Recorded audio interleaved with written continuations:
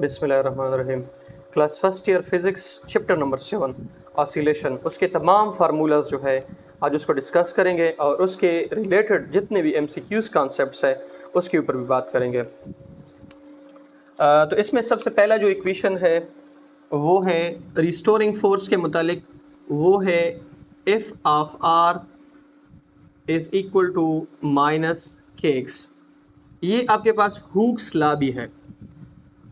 इसमें के आपके पास स्प्रिंग कांस्टेंट है, एक्स आपके पास क्या है, ये आपके पास आप इसको एक्सटेंशन इन स्प्रिंग भी कह सकते हैं या आप इसको डिस्प्लेसमेंट भी कह सकते हैं, और एफ ऑफ आर आपके पास क्या है, रिस्टोरिंग फोर्स है। ठीक है, इसमें आपके पास एक्स आपके पास डिस्प्लेसमेंट है, के आपके पास स्प्रिंग कांस्टेंट है।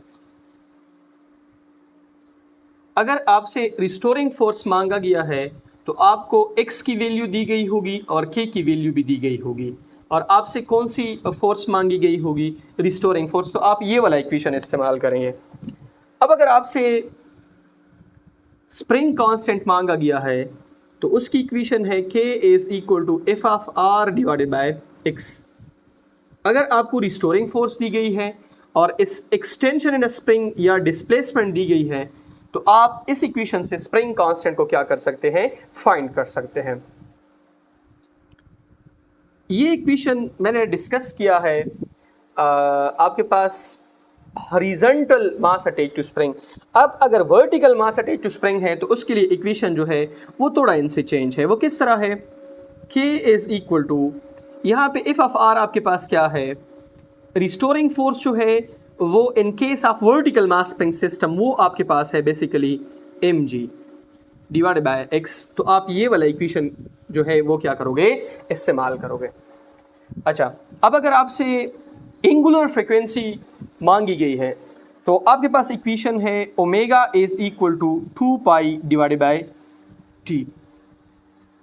ये आप वहाँ पे इस्तेमाल करोगे जहाँ पे आपको टाइम पीरियड दिया गया हो और आपसे एंगुलर फ्रीक्वेंसी मांगी गई हो। अब अगर आपको टाइम पीरियड नहीं दिया गया है, फ्रीक्वेंसी दी गई है तो आप ये वाला इक्वेशन इस्तेमाल करोगे, omega is equal to 2 pi F. इसमें आपके पास फ्रीक्वेंसी है और ओमेगा आपके पास क्या है, एंगुलर फ्रीक्वेंसी है। अगर आपसे एक्सेलरेशन मांगा गया है मीन पोजीशन पे या एक्सट्रीम पोजीशन पे तो उसके लिए इक्वेशन है a is equal to omega square into X. ठीक है, अगर मेन पोजीशन पे मांगा गया है तो यहाँ पे x आप 0 पुट करोगे तो a भी आपके पास क्या आएगा, 0 आएगा। अगर एक्सट्रीम पोजीशन पे मांगा गया है तो x आप क्या पुट करोगे, x नॉट, तो a आपके पास क्या आएगा, minus omega square into x not. इसका मतलब ये है कि एक्सेलरेशन आपके पास क्या होगा, मैक्सिमम होगा। अगर ओमेगा आपसे मांगा गया है तो ओमेगा आपके पास किस चीज़ के बराबर है, ओमेगा स्क्वायर बराबर है k बाई m। तो आप ये वाला इक्वेशन इस्तेमाल कर सकते हैं। अगर इसके ऊपर मैं अंडर रूट ले लूँ तो इससे एक और इक्वेशन आएगा, omega is equal to k by m into under the root. ये मैंने ओमेगा की वैल्यू बता दी आप लोगों को इन case of mass spring system. अगर आपके पास सिंपल पेंडुलम है तो वो इस तरह होगी, omega square is equal to L divided by G. अब अगर अंडर रूट जो है इसके ऊपर आप ले लें दोनों साइड्स पे तो omega is equal to L divided by G. तो ये आपके पास किस केस में है, in case of simple pendulum. अब अगर आपसे रिस्टोरिंग फोर्स मांगा गया है in case of simple pendulum तो वो आपके पास है F of R is equal to M G into sine of theta. F of R is equal to M G into sine of theta. ठीक है, अब अगर आपसे टाइम पीरियड मांगा गया है मास अटैच टू स्प्रिंग का तो वो है आपके पास t is equal to 2 pi into M by K. इसमें अगर आपको मास दिया गया है, स्प्रिंग कांस्टेंट दिया गया है तो आप इजीली यहां से क्या चीज फाइंड कर सकते हैं, टाइम पीरियड।